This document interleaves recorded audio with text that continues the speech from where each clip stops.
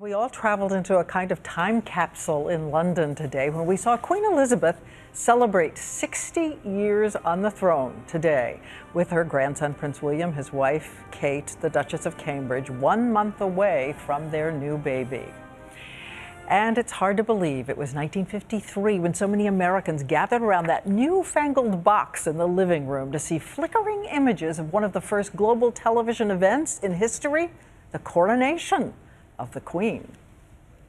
And through the flickering screens, first we saw a kind of Cinderella carriage, and inside a very real young 27-year-old woman about to take on the role once held by her father. There she was, a tiny 5 feet 4 inches at the door to Westminster, getting ready for that long walk. One of her ladies-in-waiting remembers what happened. She stood and we picked the train up and she just turned round. She said, "Ready, girls?" We said, "Yes." And off we went.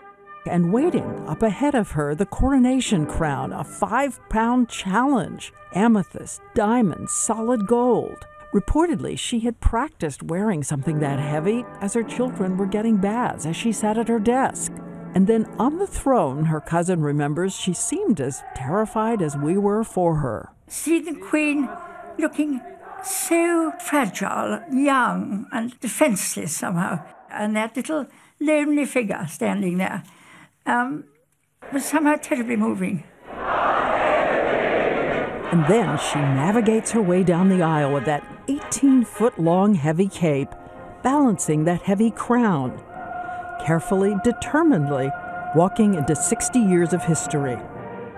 87 years old today, with a son and a grandson and a child on the way, all ordained by history someday to wear that crown too.